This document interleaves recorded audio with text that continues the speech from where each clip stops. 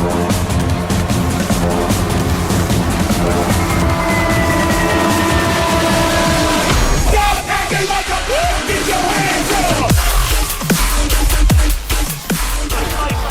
going on, people? It's the Xbot 448, and today I'm asking you guys a question. That question being, should Sony be scared of Microsoft's quote-unquote upgradable console, which is rumored to come out next year? Should Sony be scared? I think they should be nervous, most definitely, and I want to go in and tell you guys why. And believe it or not, it all revolves around the PlayStation 4K, codename Neo. So here we go. Now, if you look at it, everything is pointing to the PlayStation 4K coming out in September of this year, which makes sense. You know, it gets Sony in line for the holidays to sell their new hardware.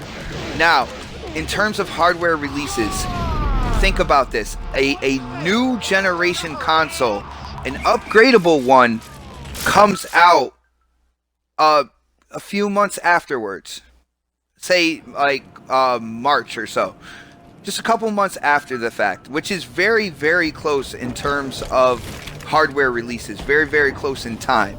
All right, now with the PlayStation 4K, you are getting a more powerful PlayStation that should be able to play games upscaled to 4K, and that's right, I said upscaled to 4K, where possibly some indie titles could run native at 4K as well. But that's, like I said, that's a possibility. So they come out with that system. Microsoft comes out with the upgradable system, which at its base, when you take it out the box, is more powerful than the 4K or the Neo, whichever you're calling it, you know, these days. What's Sony gonna do after that? I mean, because they just released that more powerful PS4, it's not like they can come out a year later with another version that's even more powerful. So what are they going to do? Now, I know the PlayStation 4 has been riding what I call the power train this entire generation. You know, they've been advertising about power. People have been talking about power. It's all about power. It seems to be less about games this generation for media and certain fanboys. But okay. So if Microsoft takes that whole power swing away from Sony with a true next-gen system that's upgradable, what else does Sony have, you know, to advertise? When it comes to games, I really think Microsoft is the one that's coming out with games, all right? Not only that, they have a better track record of, you know, not having as many titles delayed as well. Because with Sony, I mean, you have The Last Guardian, which is like, what, 8 years delayed so far? You know, they delayed Uncharted I don't know how many times. At least, I think it was 4 times before Uncharted 4 came out. It's just, with Sony's track record and talking about games, I can never put like an 80% confidence that game's coming out when they say it is.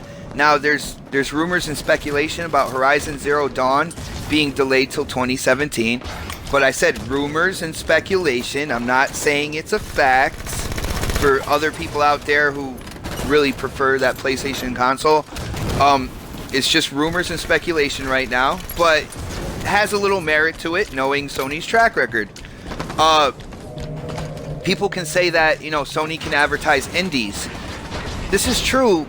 But if you look at the Idea Xbox program, there are now more indie developers developing in that program than there are indie developers developing games on Steam.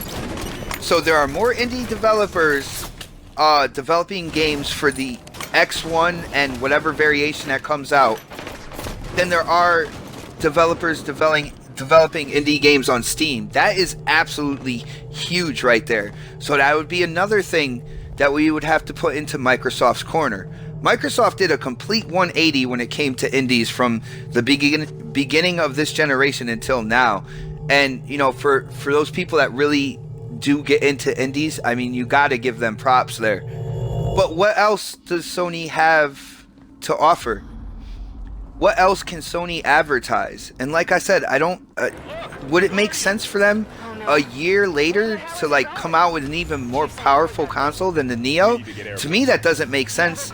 It would kind of like segregate their consumer base. It would divide their consumer base even more. All right, and I just don't see that happening. And like I said, I don't see Sony coming out with a PlayStation 5 anyway.